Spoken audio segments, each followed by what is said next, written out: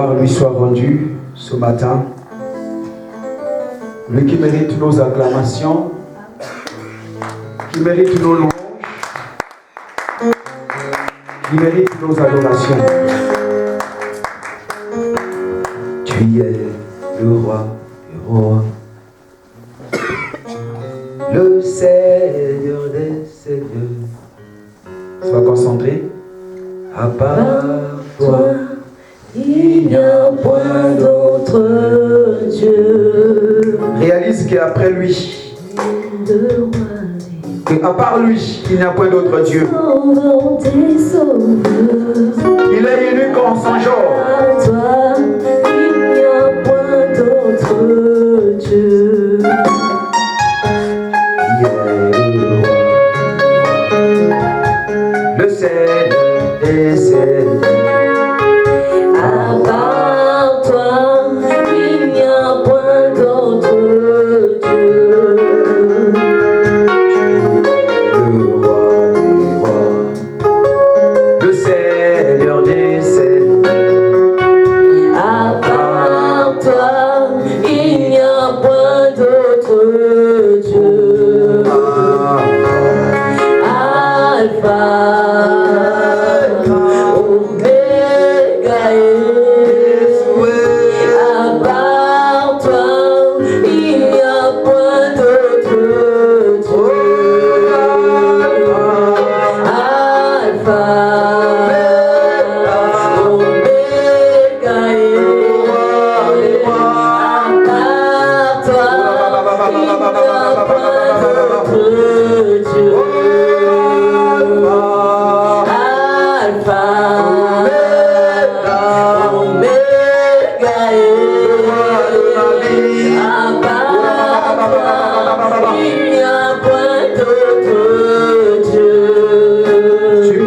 En acclamant pour le Seigneur.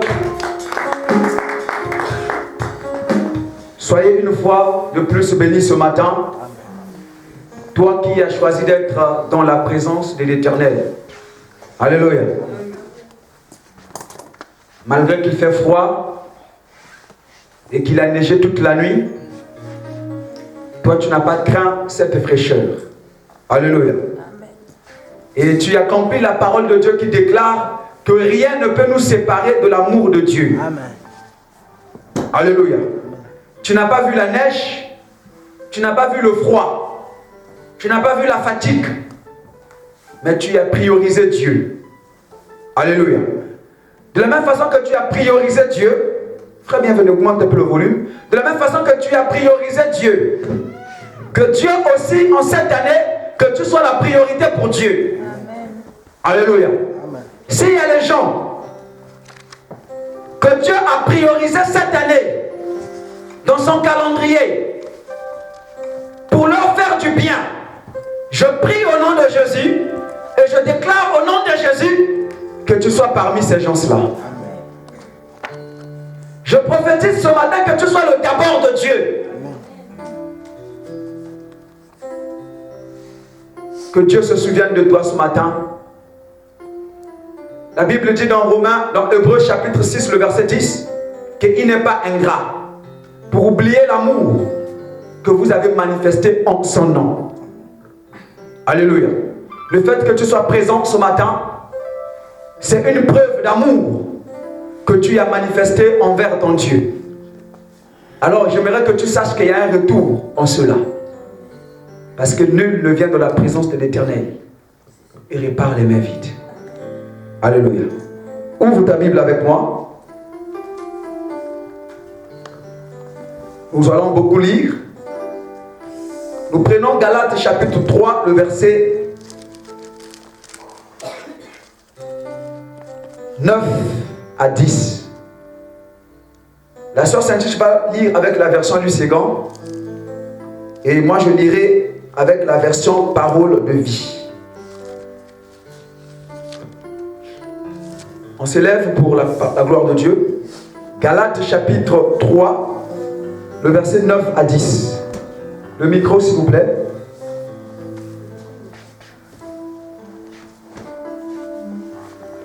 Galates 3, verset 9 à 10. De sorte que ceux qui croient sont bénis avec Abraham le croyant. Car tous ceux qui s'attachent aux œuvres de la loi sont sous la malédiction, car il est écrit, maudit est quiconque n'observe pas tout ce qui est écrit dans le livre de la loi et ne le met pas en pratique. Amen. Ça, c'est la version Luségan. Moi, je vais lire avec la version Parole de vie. Nos frères qui sont en train de nous suivre à travers les réseaux sociaux, la sœur vient de faire la lecture avec la version Luségan. Moi, je la fais avec la version Parole de vie. Donc, vous aussi, vous pouvez ouvrir vos écritures afin que vous examiniez ce que nous sommes en train de lire. Galates chapitre 3, le verset 9 à 10. Je lis au nom du Seigneur. Alors ceux qui croient, Dieu les bénira avec Abraham le croyant. Alléluia. J'aime bien ça. Hein? Je relis. Alors ceux qui croient, Dieu les bénira avec Abraham le croyant. Verset 10. Oui, une malédiction frappe ceux qui comptent sur l'obéissance à la loi de Moïse. Moi j'ai la version Parole de vie. Hein? Oui, une malédiction frappe ceux qui comptent sur l'obéissance à la loi de Moïse. En effet, les livres saints disent, celui qui n'obéit pas sans cesse à tout ce qui est écrit dans le livre de la loi de Moïse, celui-là sera maudit. Amen. Parole de notre Seigneur. On peut s'asseoir.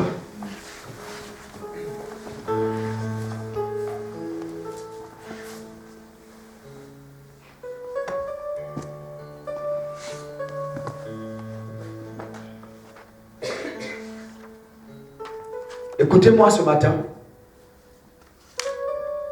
et comprenez ce que je vais annoncer ce matin.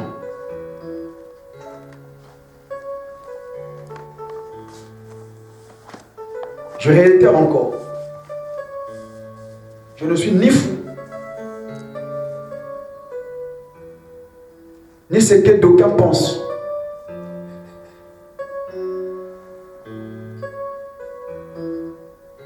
Je n'ai pas aussi bu.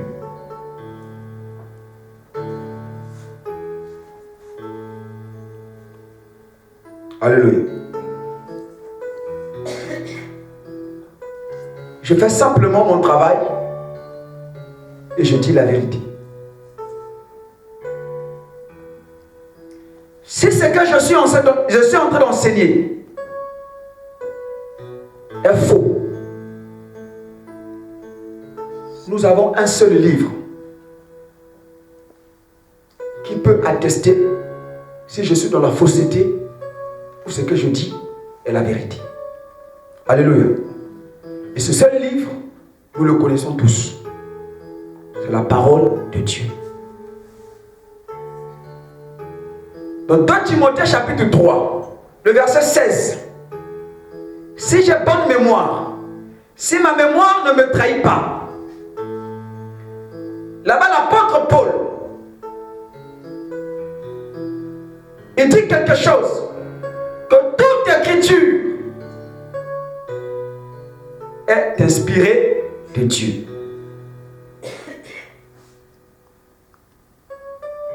Utile, c'est bien ça, on sait par la base. Utile pour enseigner. Alléluia. Pour corriger, pour instruire dans la justice. C'est bien ça, non? Être dans la vérité. Afin que l'homme de Dieu que nous sommes, nous soyons accomplis, non? Et propres à toute bonne œuvre. Alléluia. Cela veut dire que ce qui est écrit ici, bien que ce sont les hommes qui l'ont écrit, mais ces hommes ont été inspirés par Dieu.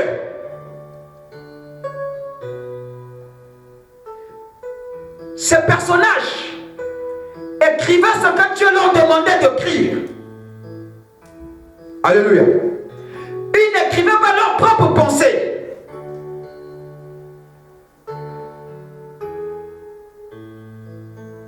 Alléluia. C'est pourquoi dans 1 Pierre, chapitre 2, le verset 21,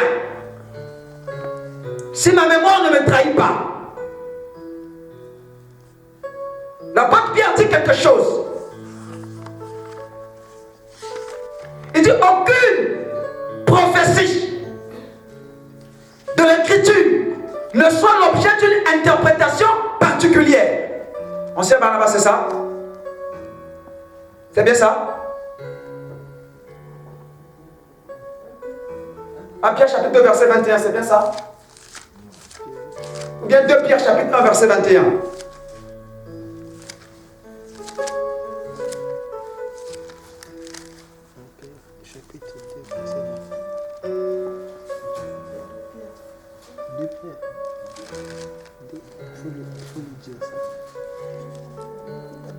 Voilà. 2 Pierre chapitre 2.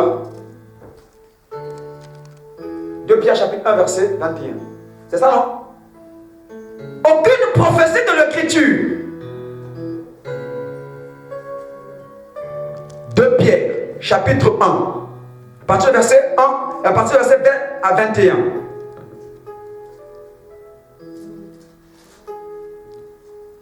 Pierre, chapitre 1, verset 20 à 21. 2 Pierre. 2 Pierre, chapitre 1, le verset 20 à 21. Sachant tout d'abord, vous-même, qu'aucune prophétie de l'Écriture ne peut être un objet d'interprétation particulière. Et le verset 21 déclare: car ce n'est pas par une volonté humaine qu'une prophétie n'a jamais été apportée. C'est poussé par le Saint-Esprit que les saints hommes ont parlé de la part de Dieu. Alléluia. Les prophéties dont l'apôtre Pierre fait allusion ici, ce sont les Écritures. Alléluia. Les Écritures, de la Genèse à l'Apocalypse, ce sont les prophéties. C'est pourquoi il dit que ces prophéties-là, ces écrits-là, ne doivent pas être l'interprétation, l'objet d'une interprétation particulière. Pourquoi? Parce que ce n'est pas par une volonté humaine qu'une prophétie n'a été apportée, que les Écritures ont été écrites. Alléluia. Mais c'est poussé par le Saint-Esprit que les saints hommes ont parlé de la part de Dieu, que les saints hommes ont écrit de la part de Dieu. Alléluia. C'est pourquoi l'homme qui doit interpréter les Écritures ne doit pas être n'importe qui. Ça doit être quelqu'un que Dieu a appelé. Alléluia.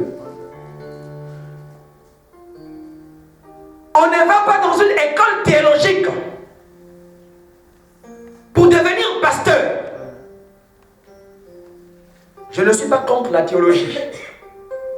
Alléluia. Ce n'est pas la théologie qui fait de quelqu'un un pasteur, ou un évangéliste, prophète, docteur ou apôtre.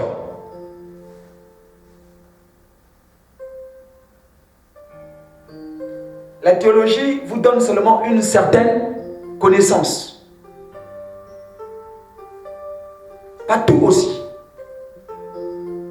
Alléluia. Amen. Parce que la révélation vient du Saint-Esprit. Amen. C'est pas mauvaise, hein, faire la théologie. Il faut d'abord que tu sois appelé par Dieu.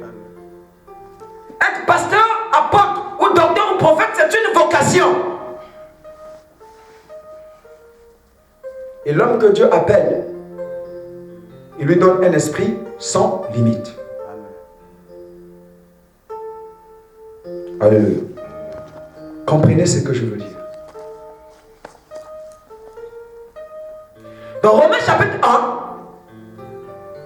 à partir du verset 17, à partir du verset 18, l'apôtre Paul dit quelque chose. Il dit, la colère de Dieu va se révéler sur la tête contre toute impiété, contre toute personne qui va détenir la vérité de Dieu captive.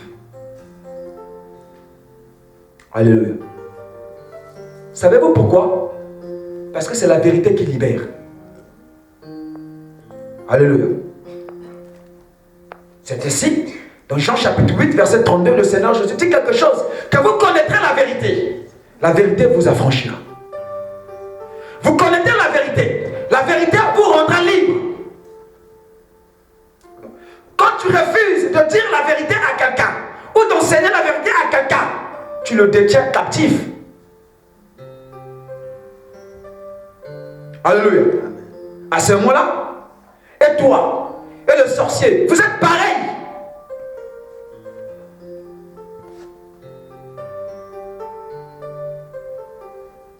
C'est pourquoi mon thème de ce matin s'intitule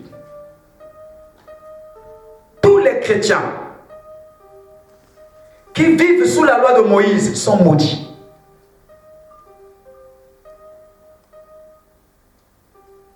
Alléluia. Je pèse bien mes mots.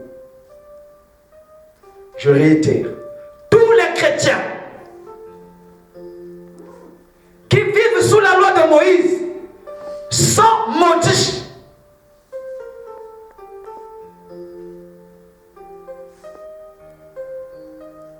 Ce n'est pas moi qui l'ai dit. Alléluia. Ce sont les Saintes Écritures. Je reçois des coups de fil des gens qui me disent, qu'est-ce que toi tu es avec Moïse? Tu as un problème avec Moïse? Effectivement. Je n'ai pas un problème avec sa personne, mais j'ai un problème avec sa loi, avec son système, avec ses enseignements. Alléluia. D'aucuns diront, mais c'est Dieu qui avait donné ça, oui. Alléluia. J'ai un problème avec ses enseignements.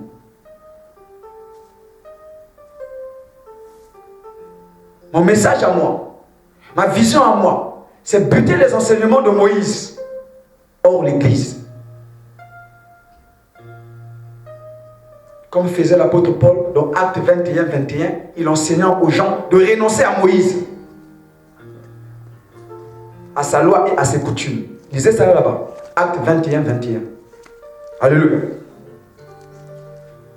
Et moi, je viens faire la continuité de Paul, de dire aux gens de renoncer à Moïse, de chasser la loi de Moïse de l'église, chasser ses enseignements.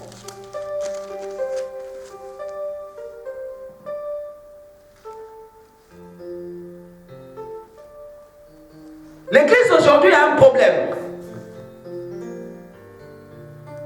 Les gens prient Dieu. Alléluia. Ils jeûnent. Ils sont sincères avec Dieu. Mais quand tu vois leur vie, rien ne marche.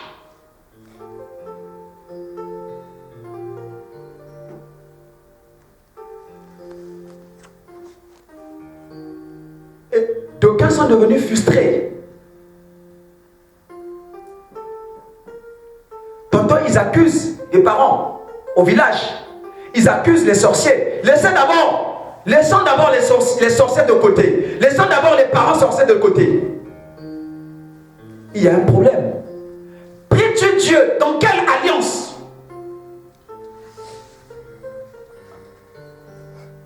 Alléluia. Je dis la vérité, je ne mens pas. Le Saint-Esprit me rend témoignage par ma conscience. Prie-tu Dieu dans quelle alliance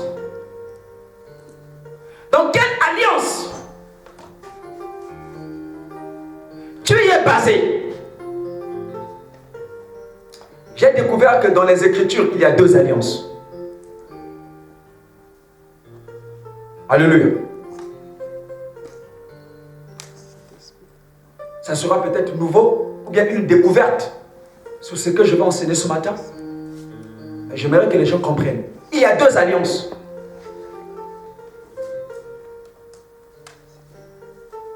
La première alliance, donc celle de Moïse. Alléluia. Mais en vérité, l'alliance de Moïse n'est pas la première. Il faut que les gens comprennent ça. La loi de Moïse n'est pas la première alliance. La première alliance est celle que Dieu a faite avec Abraham. Alléluia. Et ça s'est accompli en Jésus-Christ. Que vous appelez la nouvelle alliance. La seconde. En temps normal, la nouvelle alliance est la première.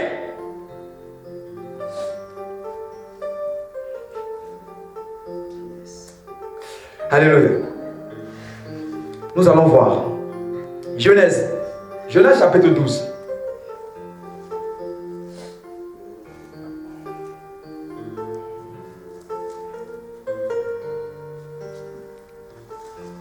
Moi, je lirai avec la version Parole de vie. Ma collaboratrice va lire avec la version du Ségan. Genèse chapitre 12, verset 3. Verset 3. Vous comprendrez que la première alliance, la loi de Moïse n'est pas la première alliance. Alléluia. Oui.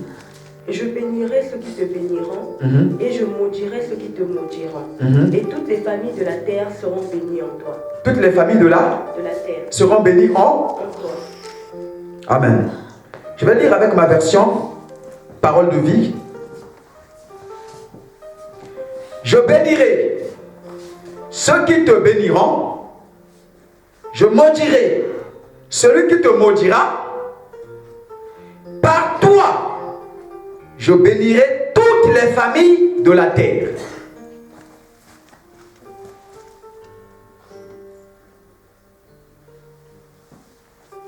Alléluia. Est-ce qu'on me suit? C'est un enseignement. Je veux qu'on aille doucement pour que les gens comprennent. Toutes les familles de la terre seront bénies par toi. Par qui? Ok. Nous voyons par ce verset, Dieu appelle un homme du nom d'Abraham. Alléluia. J'aimerais que les gens me suivent avec attention, s'il vous plaît. Dieu appelle un homme du nom d'Abraham pour qu'Abraham puisse marcher avec lui. Alléluia. Dans son appel, Dieu traite alliance avec Abraham. Il dit à Abraham, je bénirai ceux qui vont te bénir, je maudirai ceux qui vont te maudire.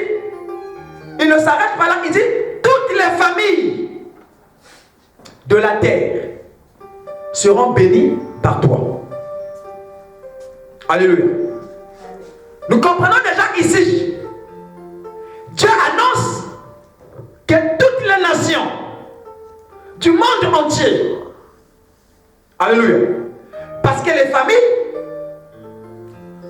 toutes les familles de la terre, donc ici Dieu parle des nations entières, alléluia, donc Dieu parle du monde entier, il dit toutes les familles de la terre, donc toutes les personnes de la terre seront bénies par qui? Par toi. Alléluia. Donc on comprend par ce verset que Dieu promet la bénédiction de toute la terre. Par qui? Par Abraham. Alléluia. Abraham deviendra leur bénédiction. Donc leur bénédiction viendra d'Abraham. Est-ce qu'on me comprend? Maintenant, comment leur bénédiction viendra d'Abraham? Alléluia. Comment ça va se réaliser en Abraham?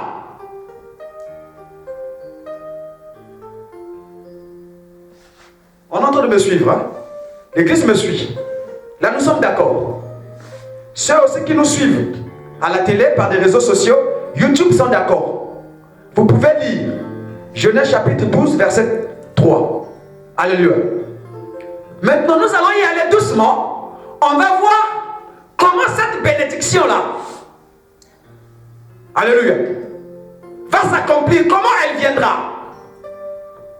Genèse chapitre 22.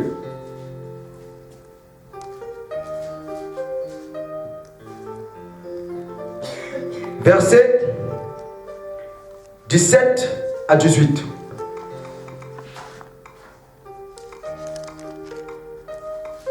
Sœur Saint-Chiche.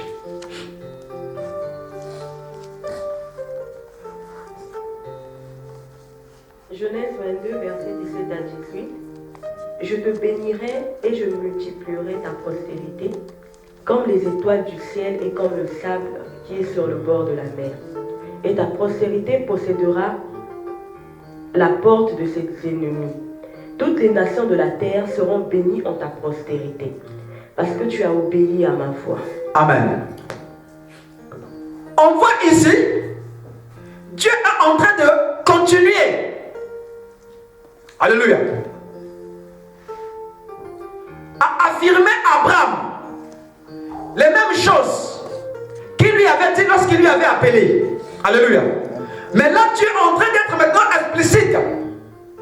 Il est en train d'être clair. Alléluia. Comment il bénira Abraham? Suivez-moi, c'est très important. Vous allez découvrir quelque chose ici.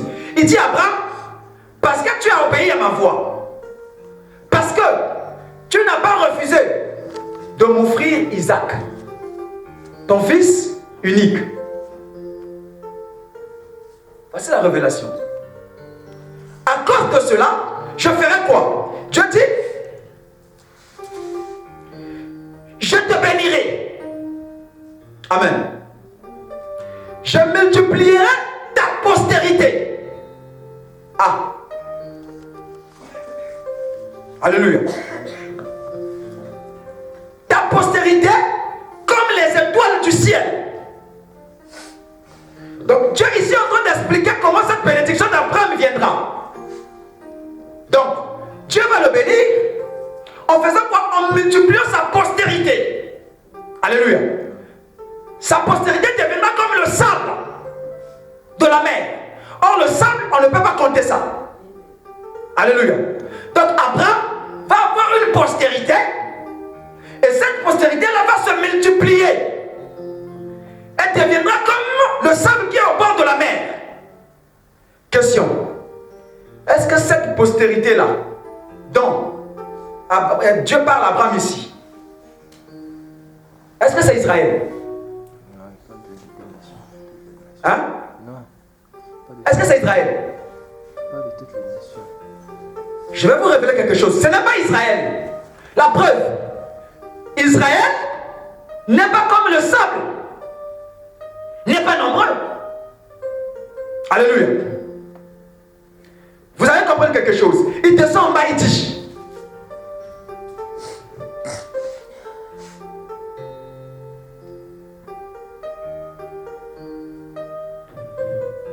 Je bénirai et je multiplierai ta postérité comme les étoiles du ciel.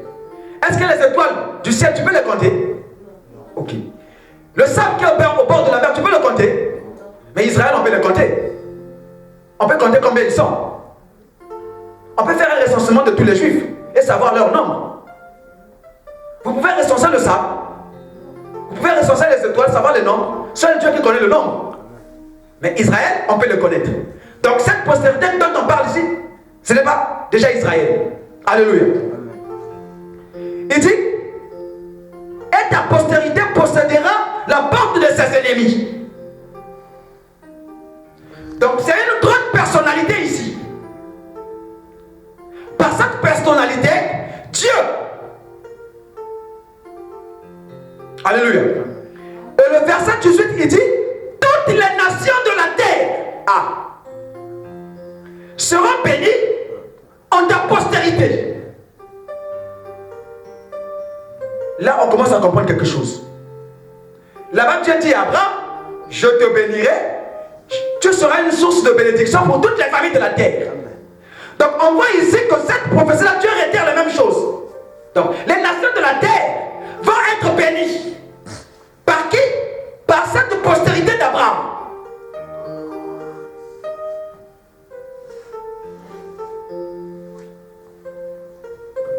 Est-ce que jusque-là ça passe? Donc, en vérité, c'est cette postérité d'Abraham qui va être la source, l'origine de la bénédiction de toutes les nations.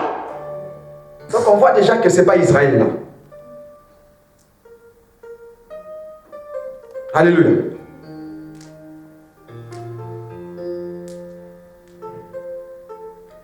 Est-ce que je suis en train de me faire comprendre? Les yeux sont en train d'aller s'ouvrir. Alléluia. On va lire un verset pour comprendre. Galates, chapitre 1. On va découvrir doucement qui est cette postérité.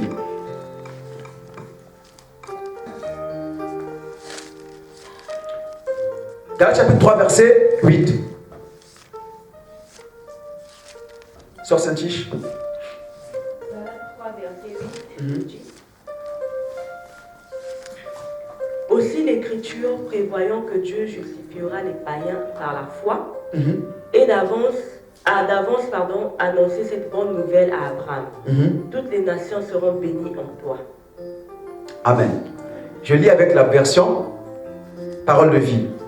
D'ailleurs, les livres saints ont prévu ceci. Dieu devait rendre les non-juifs à cause de leur foi. Il devait rendre juste les non-juifs à cause de leur foi. Amen. C'est pourquoi les livres saints ont annoncé d'avance à Abraham cette bonne nouvelle. Dieu bénira tous les peuples à travers toi. Alléluia. Donc la promesse que Dieu déjà disait à Abraham là-bas, que par ta postérité, tout le monde va être béni. Toutes les nations de la terre vont être bénies. Ici, Paul est en train d'expliquer. Paul affirme encore les mêmes choses. Est-ce que ça passe? Alléluia. Maintenant, on va voir c'est qui cette postérité. Galates toujours. Chapitre 3, verset 15 à 17. Galates 3, verset 15 à 17. Frère, je parle à la manière des hommes. Une disposition en bonne forme, bien que faite par un homme, n'est annulée par personne. Et personne n'y ajoute. Or, les promesses ont été faites à Abraham et à sa postérité. Il n'est pas dit et aux postérités, comme s'il s'agissait de plusieurs, mais en tant qu'il s'agit d'une seule, et à ta postérité, c'est-à-dire à Christ. Ah! Alléluia. Il dit, frère, je parle à la manière des hommes, une disposition en bonne forme, bien que faite par un homme, n'est annulée par personne et personne n'y ajoute. Donc, autrement dit, un testament en bonne forme, fait par un homme, ne peut pas être annulé par quelqu'un d'autre, parce que c'est sa volonté. Est-ce que vous êtes en train de comprendre? Et personne d'autre peut oser ajouter. Les promesses ont été faites à Abraham et à sa postérité. Et à qui? À sa postérité. Il n'est pas dit aux postérités comme s'il s'agissait de plusieurs. Mais à ta postérité, c'est-à-dire Christ. Amen. Alléluia. Donc on commence à comprendre ici la postérité d'Abraham qui devait être la source de bénédiction de toutes les nations du monde, de tous les peuples de la terre. Il s'agissait de Christ. Il ne s'agissait pas d'Israël. Alléluia. Donc toute la bénédiction du monde entier, de toute la nation, se trouve en qui? En Christ. Donc Christ qui est la source de cette bénédiction. Alléluia. Donc cette alliance que Dieu faisait avec Abraham, il annonçait déjà Christ. C'est pourquoi je dis la nouvelle alliance est la première. Elle n'est pas la deuxième, non. La deuxième est seulement l'ombre de la nouvelle alliance. Alléluia. Est-ce que je suis en train de me faire comprendre? Est-ce que ceux qui me suivent par la télévision sont connectés, sont d'accord? Alléluia. Et il continue à dire, verset 17, maman, tu peux lire? Oui. Voici ce que j'entends. Une disposition que Dieu a confirmée antérieurement ne peut pas être annulée et ainsi la promesse rendue vaine par la loi survenue 430 ans plus tard. Amen. Voici ce que j'entends. Une disposition.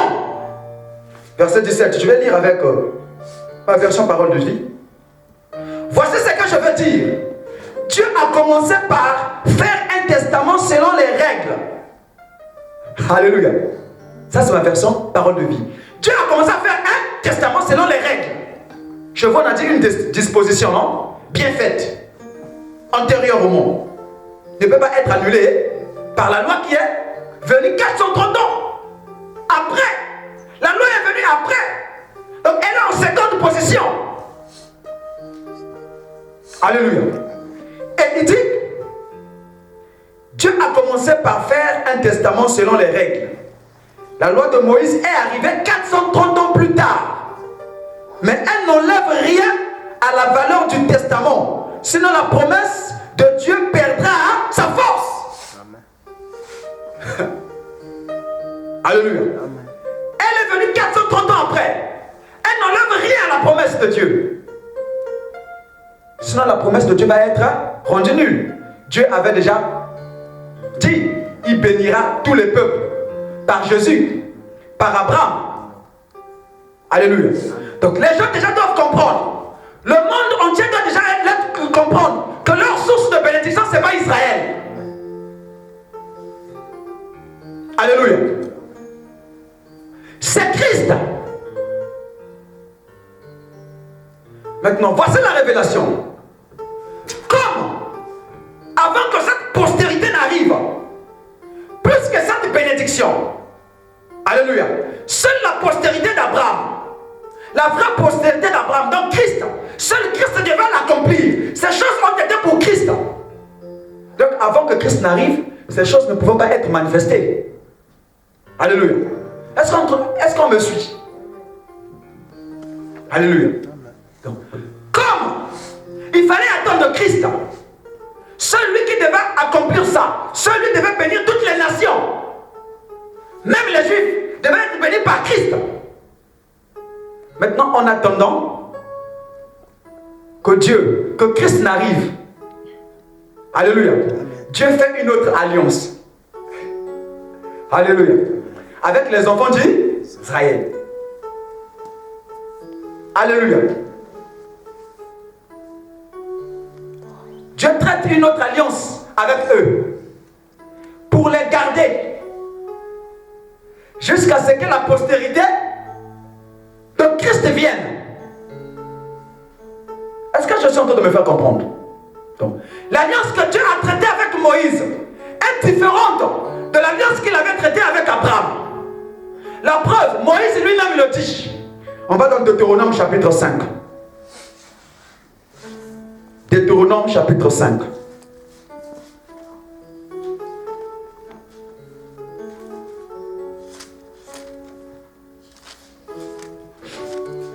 Deutéronome chapitre 5, le verset 1 jusqu'à 3.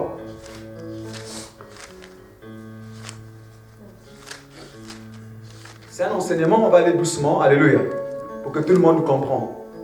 Parce que quand on critique, quand vous critiquez quelqu'un, vous devez avoir des preuves pour dire que cette personne-là est dans la fausseté.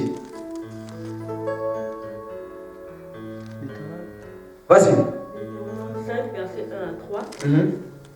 Moïse convoqua tout Israël et leur dit: Écoute Israël, les lois et les ordonnances que je vous fais entendre aujourd'hui. Apprenez-les et mettez-les soigneusement en pratique. L'Éternel notre Dieu a traité avec nous une alliance à Horeb. Ce n'est point avec nos pères que l'Éternel a traité cette alliance. C'est avec nous qui sommes ici aujourd'hui, tous vivants. Alléluia. Moïse lui-même, avant de mourir, il laisse le testament aux enfants d'Israël. Il dit: écoutez. Moïse convoqua tout Israël et leur dit: écoute Israël. Écoute qui? Qui doit écouter? C'est Israël qui doit écouter. Est-ce que toi tu es Israël? Alléluia. Amen. Est-ce que nous sommes Israël? Pourquoi vous voulez écouter Moïse?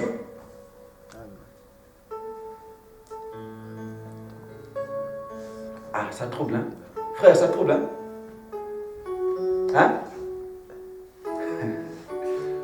On va y aller doucement, hein? Pour qu'on comprenne. Écoute Israël! Ainsi parle Moïse. Écoute Israël, les lois et les ordonnances que je vous ai fait entendre aujourd'hui. Que j'ai fait entendre à qui? Qu'il a fait entendre à qui? À Israël.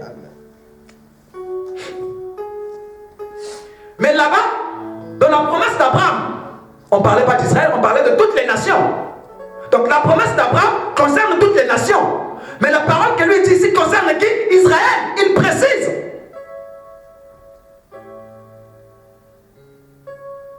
Alléluia. Amen.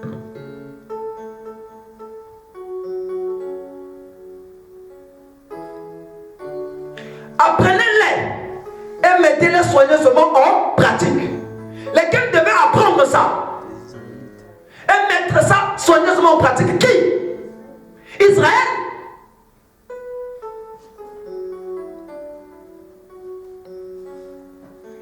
L'Éternel notre Dieu a traité avec nous une alliance à Horeb. A traité avec qui? Avec nous. Nous qui? Israël. Une alliance où? À Horeb.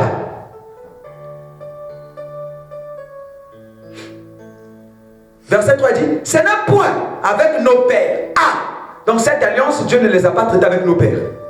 Quand il parle de nos pères, il parle d'Abraham, Isaac et Jacob. Il a reconnu que ce n'est pas avec nos pères que l'Éternel a traité cette alliance. C'est avec nous qui sommes ici et aujourd'hui tous vivants. C'est avec nous. Il a bien séparé. Alléluia. Maintenant, je vais vous faire une révélation.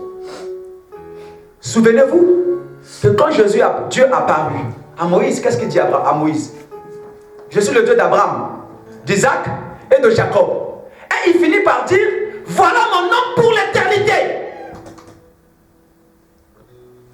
Alléluia. Comment lui l'appelle Moïse? Tu m'appelles, mais tu me dis: je suis le Dieu d'Abraham, Isaac et de Jacob.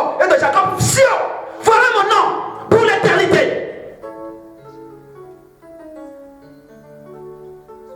Qu'est-ce que cela veut dire?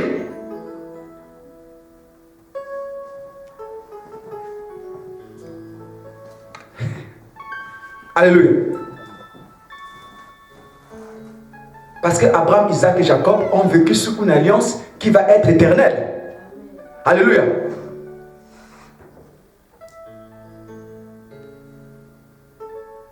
Il n'a pas dit à Moïse: je suis ton Dieu.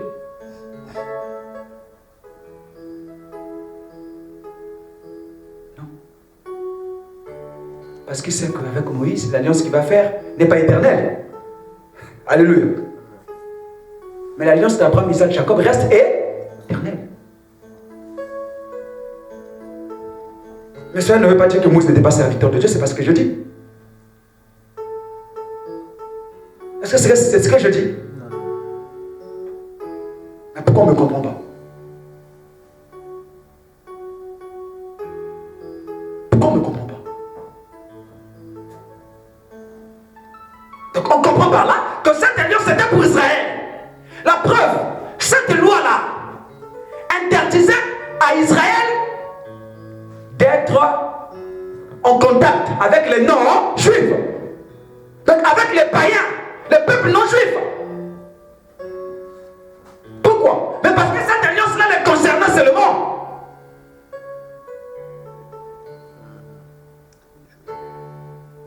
Ça m'étonne aujourd'hui, même ceux qui sont en train de défendre cette alliance de Moïse. Est-ce qu'ils savent que eux, par rapport à la loi de Moïse, eux qui prêchent là, ils ne peuvent pas prêcher? Amen. Parce qu'ils sont étrangers. Amen. Alléluia. Déjà la loi de Moïse les disqualifie. Vous savez pourquoi Jésus est sorti? Il est prêtre. Pas selon l'ordre de Moïse, ni l'ordre d'Aaron. Il est sorti prêtre selon l'ordre de Melchisedec. Yes. Pourquoi? Amen. Parce que s'il sortait selon l'ordre d'Aaron, l'ordre de Moïse, il allait être limité. Alléluia. Or lui, il venait pour sauver l'humanité. Amen. Il venait pour que son sacerdoce soit pour tout le monde. Amen. Or le sacerdoce de Moïse était seulement pour Israël. Il sort même d'une tribu que Moïse n'a rien dit. Tout ça pourquoi? Mais parce que s'il sortait de la tribu de Lévi, il vous limitait. Je ne viens pas prêcher l'évangile. Alléluia. Amen. Si tu veux prêcher à Moïse, va en Israël.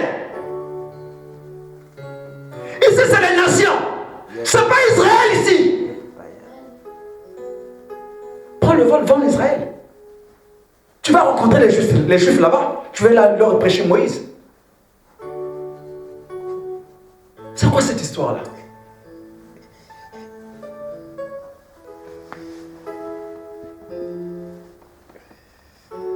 Alléluia. Amen. Tous ceux qui s'attachent, qui vivent sous la loi de Moïse, sont maudits. Amen. Alléluia. Amen. C'est ainsi, l'apôtre Paul explique ici. Tous les chrétiens, chrétien veut dire comme Christ. Alléluia. Les chrétiens, ce sont ceux-là qui ont reçu Jésus dans leur vie comme Seigneur et Sauveur personnel. Maintenant, combien même vous avez reçu le Seigneur Jésus, si vous vivez sous la loi de Moïse, c'est-à-dire, vous vivez en cherchant à obéir à ce que Moïse a dit, vous faites des enseignements de Moïse le fondement de votre vie chrétienne. Paul dit, c'est pas moi. On va dire que c'est moi, non. C'est l'apôtre Paul. Donc le Saint-Esprit dit, vous êtes maudits. On va bien lire Galates. Peut-être les gens pensent que j'ai inventé ce thème. Galates chapitre 3.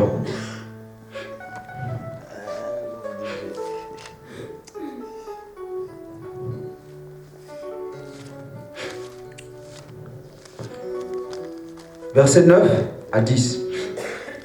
Sors Saint-Tiche. De sorte que ceux qui croient sont bénis avec Abraham le croyant. On peut s'arrêter là-dedans. Tous ceux qui croient en Jésus, ils sont bénis avec qui? Avec Abraham le croyant. Parce qu'Abraham a été béni par Dieu, parce qu'il a cru à la promesse. Alléluia. Abraham n'a pas été béni par quoi que ce soit, parce qu'il a cru en ce que Dieu lui avait dit, que tu deviendras père d'une grande multitude de nations. Il a été béni par Dieu. Et Paul réaffirme ici, ceux qui croient en Jésus-Christ sont bénis avec Abraham le croyant. Et on va expliquer pourquoi vous êtes bénis. On va y aller doucement. Pourquoi on est béni? Maintenant, il dit ceci. Continue le verset. 10, il dit. Car tous ceux qui s'attachent aux œuvres de la loi sont sous la malédiction. Voilà. Car il est écrit. On va aller doucement. C'est un enseignement, ma soeur. Car tous ceux qui s'attachent aux œuvres de la loi Ma version parole de vie dit, alors, oui, une malédiction frappe ceux qui comptent sur l'obéissance à la loi. Alléluia. Donc s'attacher à la loi, c'est quoi? Donc compter sur l'obéissance à la loi. Si tu cherches à obéir aux enseignements de Moïse, alors quels sont les enseignements de Moïse? Les lois de Moïse étaient réparties en 3. Il y a les lois morales. Donc 10 commandements. Alléluia. On a parlé de ça tout dernièrement. Dans notre thème intitulé la loi de Moïse, quoique sainte, a provoqué le péché. Donc les 10 commandements. Tu ne voleras pas, tu ne tueras pas, alléluia, tu ne mentiras pas, tu ne commettras pas d'adultère, tout ce que vous connaissez là. C'est ça. Alléluia. Si tu vas vivre sous ça, fonder ta vie sur ça, tu es maudit. Amen. Parce que les gens pensent que c'est en voulant vivre sous ça qu'ils sont justes devant Dieu. Non. Amen.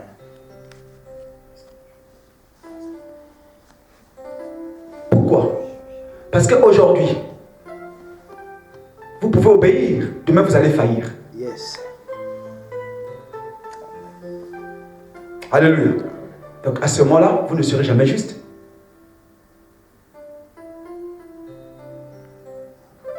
C'est pourquoi Dieu déclare juste ceux-là qui ont la foi en Jésus.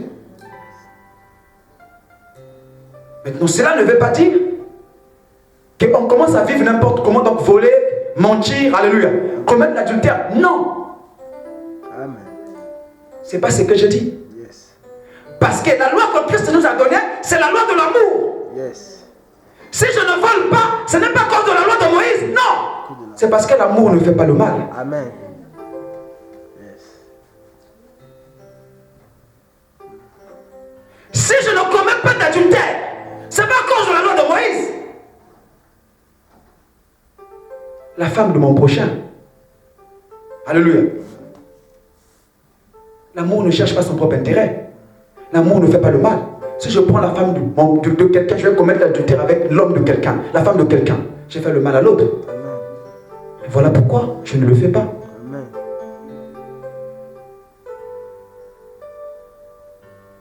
Alléluia. Amen. Et parce que mon corps est le temple du Saint-Esprit, Amen. les gens ne doivent pas prendre ça, baser ça sur la loi de Moïse.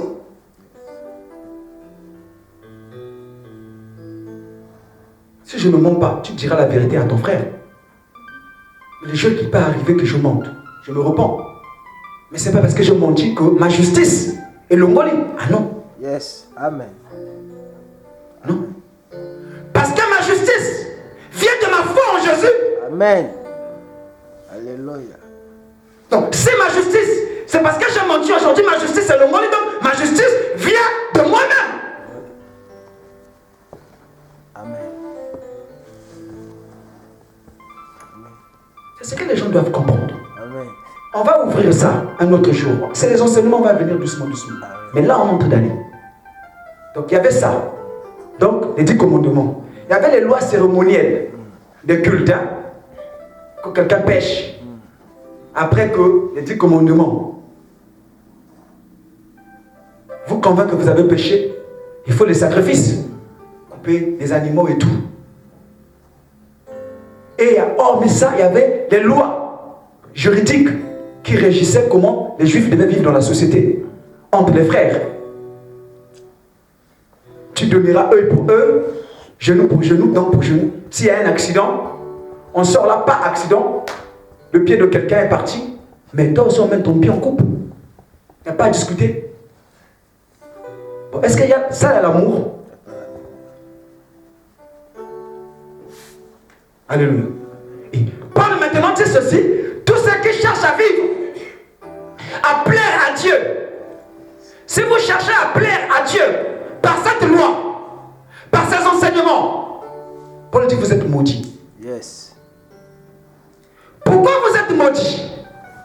Parce que il est écrit, maudit est quiconque n'obéit pas tout ce qui est écrit dans ce livre. Nous ne sommes pas contre la loi. Au contraire, nous confirmons la loi. Alléluia. Mais la loi donnera la vie seulement à celui-là qui va la mettre tout en pratique. Est-ce que je suis en train de me faire comprendre? Donc, si tu choisis de vivre sous la loi de Moïse, mets-la, respecte-la tout ce qu'elle dit. Avant de manger, il faut laver les mains. Si tu ne laves pas les mains avant de manger, tu es impur. Et les animaux que tu ne mangeras pas. Si les femmes, vous êtes dans votre période là, on vous éloigne de la société. Yes, la loi de Moïse. Tout ça, c'est la loi de Moïse. Les gens, ils ne savent pas ce qu'ils affirment. Amen. La loi de Moïse. Et les animaux que vous ne devez pas manger. Et les poissons que vous ne devez pas manger.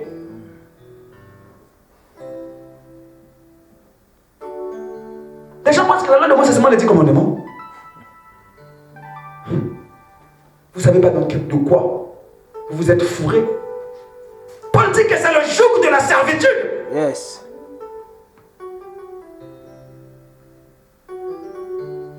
Jacques, on va dans Jacques. Jacques chapitre 2, le verset 10. Vous allez voir pourquoi vous êtes maudits. Pourquoi vous êtes maudits. Jacques chapitre 2, verset 10. Sœur Saint-Tiche. Jacques 2, verset 10. Car quiconque observe toute la loi, mais pêche contre un seul commandement, devient coupable de tout. Ah. Quiconque fait quoi? Observe toute la loi. Mais pêche contre Un seul commandement, devient coupable. Ok. Maintenant, je vais lire avec ma version Parole de vie. Celui qui suit toute la loi de Moïse, mais qui désobéit à un seul commandement, est coupable envers toute cette loi. Alléluia. Donc, prenons le cas seulement des 9. Des 10 commandements. Alléluia.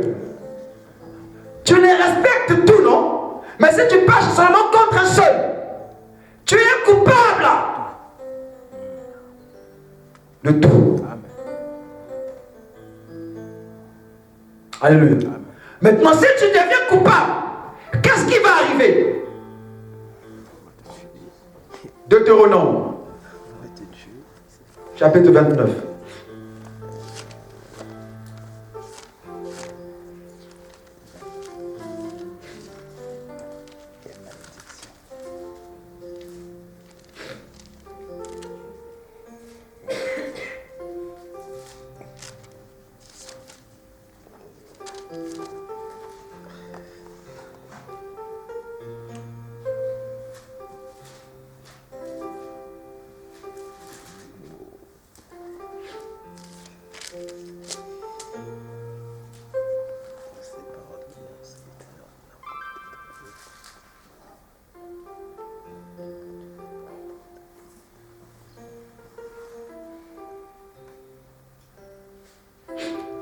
On va d'abord Deutéronome chapitre 27, verset 26. 27, 26. Et Deutéronome 27, verset 26. Maudit soit celui qui n'accomplit point les paroles de cette loi et qui ne les met point en pratique. Et tout le monde, et tout le peuple dira Amen. Alléluia. Maudit soit celui qui ne fait pas quoi? N'accomplit pas quoi? Les paroles de la loi. Toutes, non? Amen. Les paroles de loi. Verset parole de vie, il est écrit, ma version parole de vie. Qu'il soit maudit, celui qui ne tient pas compte des commandements de la loi et qui ne leur obéit pas. Et tout le peuple répondra, nous sommes d'accord. Alléluia. Maudit soit. Vous êtes frappé de malédiction. Ceux-là qui ne mettra pas le peuple va dire Amen. Le peuple dira ainsi soit-il.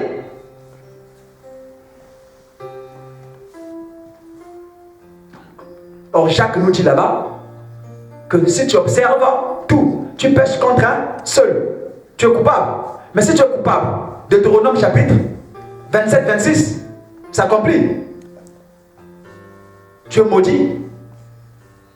Et le peuple va dire Amen. Mais le peuple dira Amen. Amen.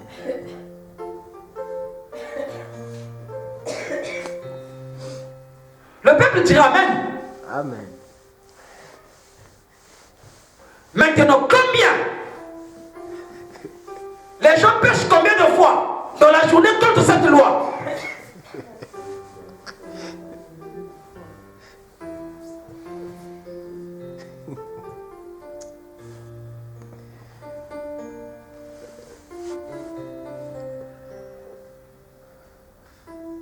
Déjà, en quittant la maison, en venant ici, tu as déjà pêché combien de fois? Inconsciemment même. Alléluia. Amen.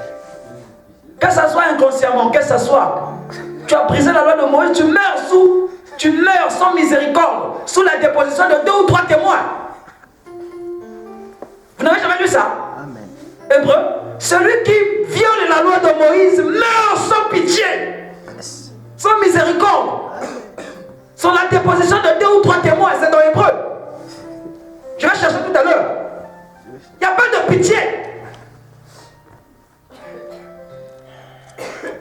Maintenant, on va voir ça. Quelle est cette malédiction qui va te frapper? Et vous voyez, vous allez voir, c'est tout ce que l'Église est aujourd'hui. Deutéronome chapitre 28. Ce qui est quand même bizarre, les bénédictions de la loi de Moïse, c'est seulement de 1 à 15. C'est bizarre, hein? De 1 à 14. Mais de 14 à 68, c'est les malédictions. Frère, les malédictions sont plus que les bénédictions. Dans cette loi, Dieu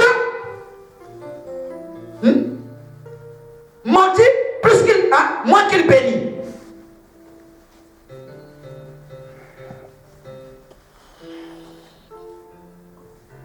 Alléluia. Déjà, les bénédictions ne touchent pas. On ne va pas toucher. Parce que personne ne pourra la mettre en pratique. Personne. Alléluia. Parce que pour être béni là-bas, qu'est-ce qu'on dit? Le chapitre 28, le verset 1, on dit quoi? Si tu obéis à la voix de l'Éternel, Dieu, en observant et en mettant en pratique tous ces commandements que je te prescris aujourd'hui, l'Éternel, ton Dieu, te bénira. Amen, on s'arrête là. Regardez la condition pour que quelqu'un soit béni. Si tu obéis et tu mets en pratique tous les commandements. Alléluia. On précise bien tout. Tout. Sans exception. Donc si tu rates seulement un seul commandement, tu as déjà péché parce que ce n'est pas tout qui est accompli. Alléluia. Bon, est-ce que quelqu'un pouvait être béni là-bas?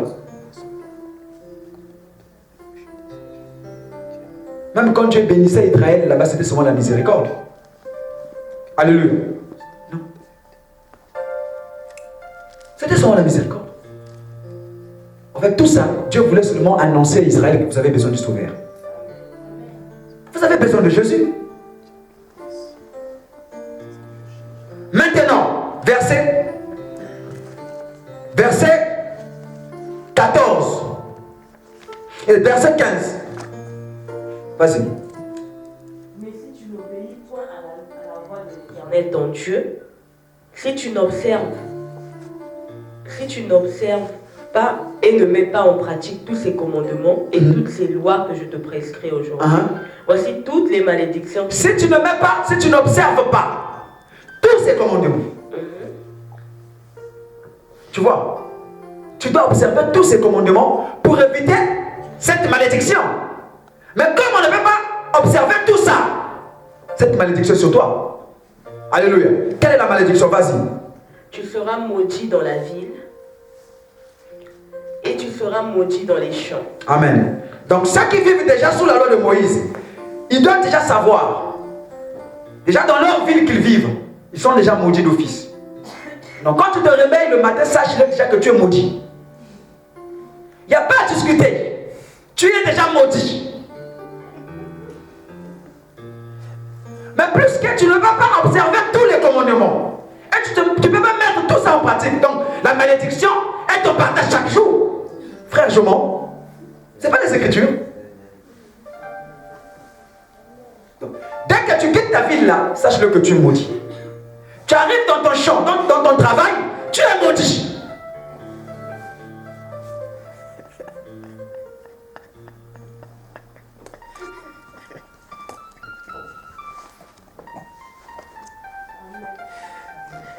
Les gens doivent regarder. Si l'église est pauvre aujourd'hui, c'est à cause de Moïse. C'est à cause de la loi de Moïse.